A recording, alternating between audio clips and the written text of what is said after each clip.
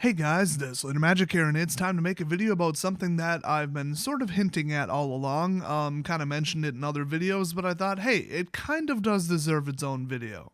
The one thing that people kept saying, their number one argument when it came to a 1 year cycle, which is what they always did for standard instead of a 6 month cycle, was that they want to keep their deck longer. Now, that specific argument was complete nonsense, and I can't believe that people didn't call them out more on it. People were like, oh, well, that's true, and then the counter argument became, yeah, but spend more money. I mean, come on, that's not really even a counter argument. So my counterpoint to that was, no, you can't. I know, a very complicated and well thought out opinion. I mean, it's not really that you can't, but cards are legal for 2 years, but with the once per year cycle, you're like bound to lose potentially 50% of your cards. Now that's not how it usually works. Like if you're building a Vampire Madness deck, Madness only was in one set and one block, so you're probably not going to lose the cards until you really lose the cards. But of course, if you were playing red-black Madness, we'll say, you're gonna lose like a kill spell. You might lose like a red board wipe, a really good red removal spell, or a red direct damage, or something like that. Something that wasn't from, we'll just say, Shadows or Eldritch Moon. So is the deck still viable? Probably. I mean, can you replace a kill spell with a slightly less effective kill spell and it won't absolutely destroy your deck? Yeah, I would say it's pretty likely. Now, I might not be remembering this 100% correctly, but as far as I know, when Theros rotated out, we lost Anger of the Gods, which was quite literally printed in Theros. It was a red spell, it cost 3, it was a sorcery, and it said deal 3 damage to each creature and then exile anything that died from it. So it was like a little miniature board wipe. It hit your creatures too, but, it was very useful. I mean, it was quite expensive. I think that card hit like at least $6 or $7.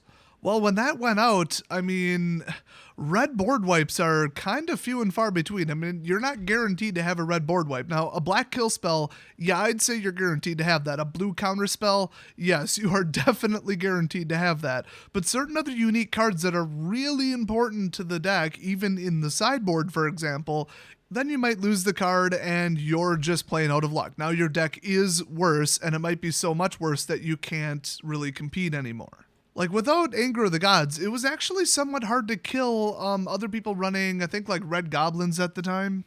I honestly don't remember what was hot during Theros. I mean, Theros was awesome because you could build, like, whatever you wanted, like some whacked-out devotion deck in any color with any strategy, and you had the mana to feed any card you wanted, so you could build anything, and it was quite competitive. That's why I loved Standard back then. Now, there were some extremely dominant decks, but the fact that you could really get something going by like turn 4 or 5, no matter what you built, you could disrupt those decks. I mean, they might have been strong, but they were far from unbeatable. I think around that time, I won the most boosters at FNM compared to any other time, and I was very new to the game at that point. I had only been playing since about M14, so this was very shortly after. So let's use a real actual example, so in case you're still not catching it. I want to play green Landfall. That's my deck, because I built that deck, and yeah. So Landfall was the mechanic in Battle for Zendikar, and Oath of the Gatewatch had some as well. So right now, those 2 sets are legal. I should be able to keep playing my Landfall deck for at least 1 year, if not 2 years, right? Nope, wrong.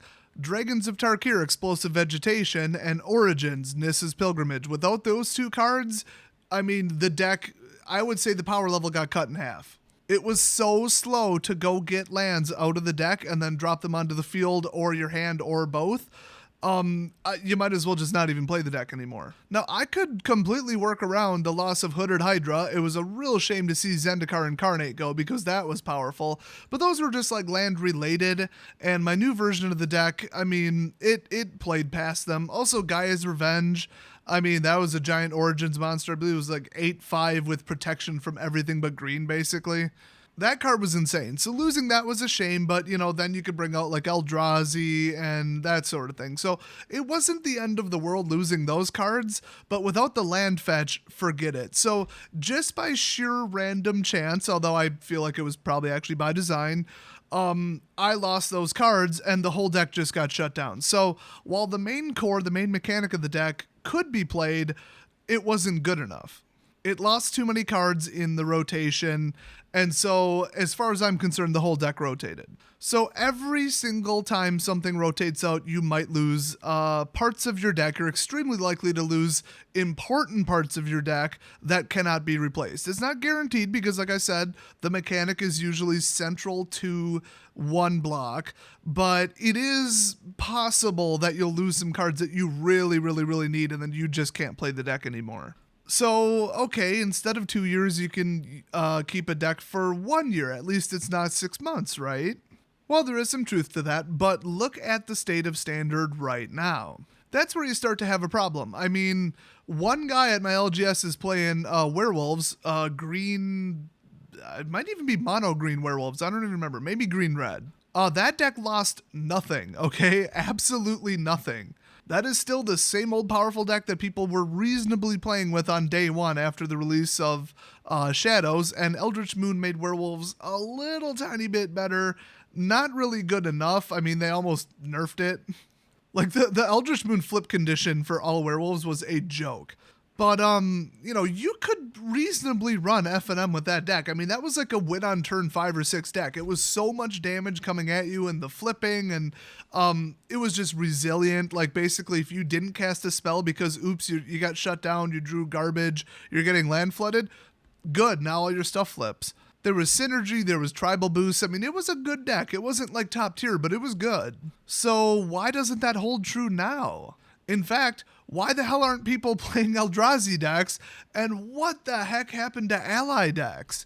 I mean, come on, white allies, the lantern guy, forgot his name. You get lifelink first strike, you get rally, now you got bounce triggers, you still got the captain's clause which guarantee rally goes off every single turn. I mean, that deck was insane. Even I played mono white allies. I mean, that was a damn good deck. As far as I know, white allies did lose a couple cards when Origins went out, but it's still good enough to play, except it isn't. Nobody's playing it. So if you look at all the big decks, all the big mechanics, everything that was huge during Battle for Zendikar and Oath of the Gatewatch, and then you go to Shadows and Eldritch Moon, nobody's playing it anymore. Everybody moved on to Kaladesh. Or at the very least, they made some, amalgamation of cards from every single set that just happens to be really, really powerful. Well, there's two reasons that this happens. One is natural and one is on purpose. So the natural thing is there is a slightly larger card pool. You're not losing anything. So in the times that a new set comes out and nothing cycles out, you should be able to keep your deck, right? Because you are literally not losing anything. That is incorrect. When the card pool gets larger and nothing shrinks from it, people can build more powerful decks because more total cards equal more powerful decks. So it's extremely likely that somebody's going to take cards from every single set and put together something so powerful it just crushes your deck. So what's the situation right now? Well, one, when you do rotate cards out, you stand a pretty good chance of losing cards you actually need. And then when they don't cycle out, the power level of all the decks goes up. It's probably not going to be your deck that's getting improved. It's probably a brand new deck. And now you're getting stomped because more powerful decks came out. So whether they rotate or not, you still can't use your deck. So basically, every single time a set comes out, you have to rebuild your deck, okay? Every 3 months. That is the reality of Magic. If you're incredibly luckily, I can't talk today. I had too much hardware store fruitcake. That's a Twitter joke. You guys should totally follow me on Twitter. If you're incredibly lucky, you will maybe go 6 months before you have to rebuild or replace the deck. Or more like rebuild and replace. I mean, you aren't modding it. It's gone. So that's the natural things that happen. Naturally, okay, you lost cards by random chance, and naturally the card pool got better and people built more powerful stuff. Okay, what's the unnatural design part? Because it gets even worse.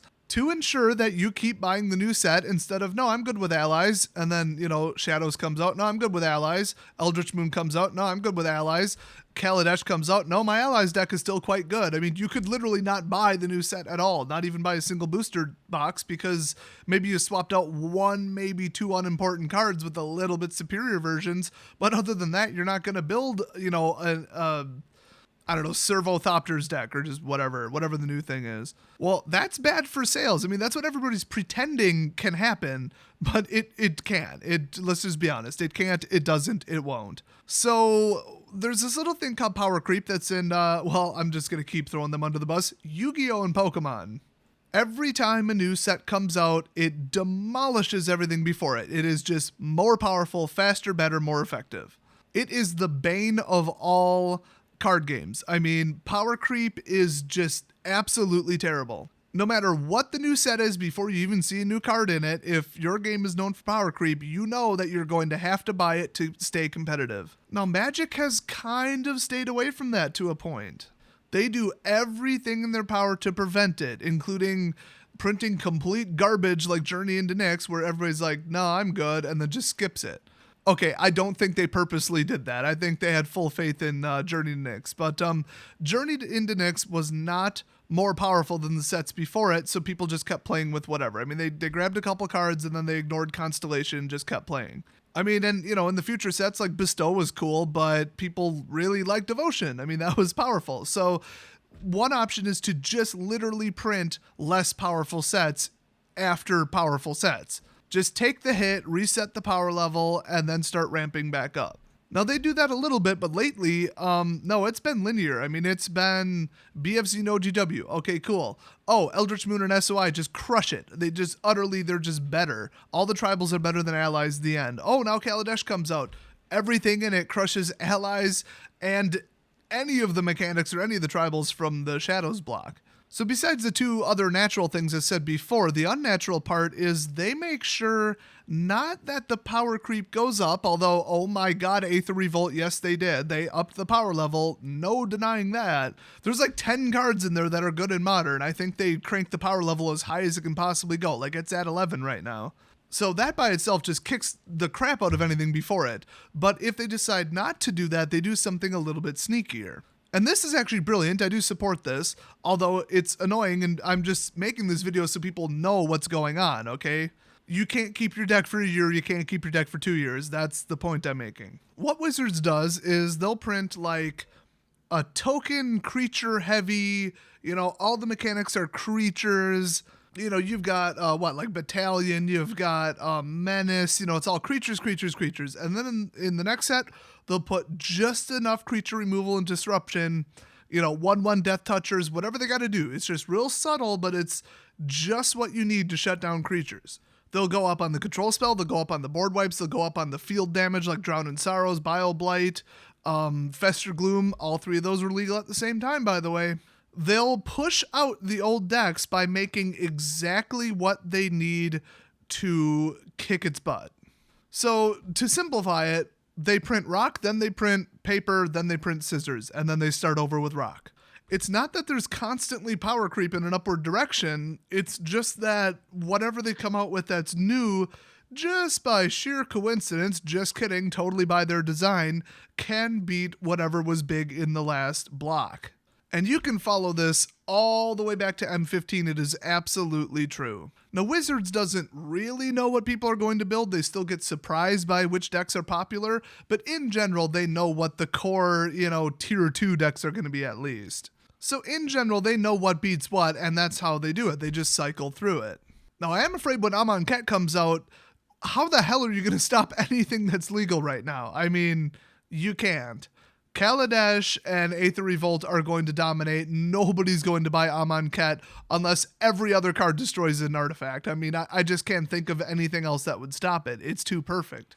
They even pumped the brakes by banning 3 cards, and still, I mean, nothing worse can happen to the sale of a set than for people to completely ignore it and not buy it solely because nothing in it can beat what's already popular.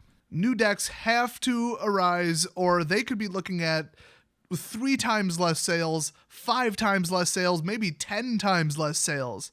I mean, if you don't need the cards, you don't need the cards. The end. Nobody is buying them. So that's why they got to keep up this rock, paper, scissors cycle where everything beats what's before it. And they absolutely focus their absolute best on it.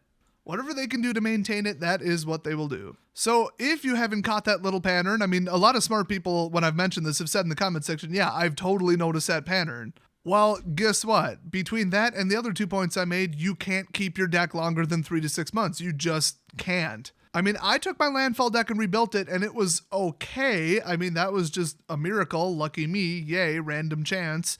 But other than that, I mean, who shows up to your LGS with BFZ and SOI decks right now? Probably not a lot of people if it's anything like mine. So the proof is in the fact that that's what's winning tournaments right now. That's what people are bringing to FNM. It is true. Whether you agree with me or not, I mean, there's the results. So the results speak for themselves.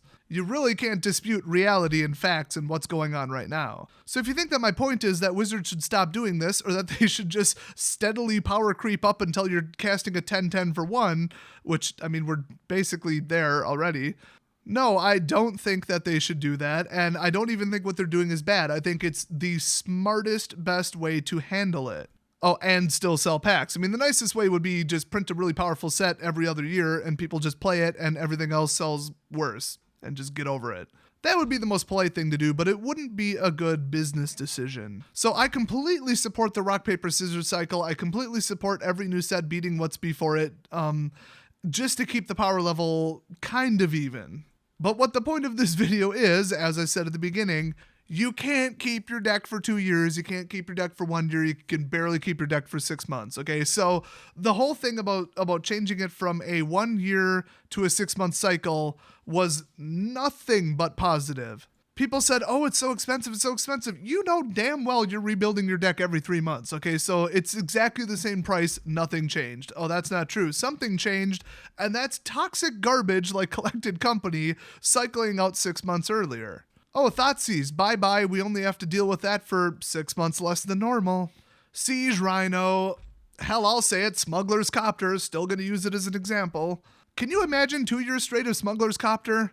I mean, like that and Thoughtseize, they absolutely help out anything. If you are playing black, Thoughtseize will help you, the end. So it's not like, oh, Thoughtseize uses this great mechanic from the block. No, it's just a good standalone card.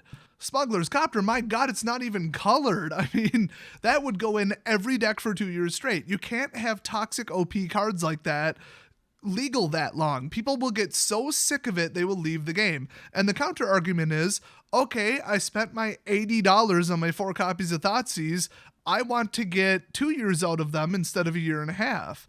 Well, that's nice, but we don't want you to, okay? Everybody you're playing against, we don't want you to have those cards. We were sick of them after about 3 months, so the sooner those cards go away, the better. And I really hate to dust this one off, but the number one point that people are making, with the old cycle, debatably, because would they have designed it this way, and etc., and the timing, and what would the schedule really have been, Collected Company would be legal right now. Yeah, it would have still been legal for an extra 6 months, theoretically. I mean, it depends which schedule you look at and theoretically how Wizards would have done things, but as far as we can tell, yes, that would have been it, because I believe the 6-month cycle started there, and that was the first one. But then again, you got like the 3-2 set, block change, and it's debatable if they really would have done that or if they would have made an exception. But all signs point to Collected Company would have been legal right now, and nobody wants that. We were done with Collected Company way before that card became cycled out. Siege Rhino, god, I just wish we had Siege Rhino longer. I miss it so much. Oh my god. Dramoka's Command, oh boy, Standard isn't the same without Dramoka's Command. It's better. That card is dead, and I'm sure it's burning in hell. I don't miss it. So no matter which side of the argument you were on, no matter what opinion you held about the 6-month versus 1 year cycle, you have to admit that it got rid of toxic cards quicker, and you don't get to keep your deck for anywhere near 1 to 2 years. Both of those points were facts, and they both suggested that a 6-month rotation was good. Now, there is one counter argument that I will say is legit. Wizards did it to make more money. Yes, they did. They didn't do it because they felt bad for you hating Thoughtseize and Coco. They don't give a crap what you think about those cards, okay? It would seem they care what you think about Smuggler's Copter, but other than that, they don't care. They just wanted more money. They wanted to sell more cards and absolutely force the most casual of people to get rid of cards more quickly and cycle them out of their decks. I mean, if your deck falls apart at double the rate, you might lose, really little side cards like board wipes that you kind of needed, and be slightly encouraged to jump to a completely different mechanic, completely different deck, different colors, everything. So yes, it did kind of make people artificially build their decks more often, but my point is you're really building your deck over again a lot more often than you think. So hopefully you guys understand that. I know it's a bit of a complicated, concept tracking multiple years and sets and cards and everything, but I tried to explain it the best I could. So next time somebody says, "Oh, I'm so glad that they went back to a 1-year cycle," just slap them. Just slap them in the face. Oh, and then do like the Caesar Milan thing where he's like, "No, psst, psst, that is bad behavior. Psst, nope, stop. Psst, psst, psst, psst, psst, psst." He's like the dog whisperer guy. It's kind of an American British thing. By the way, don't actually do that. By the way, final fact. Caesar Milan is only 5'5" tall. They do some really creative camera work on that show. Well, have fun at the pre-release, guys, and I will see you next video.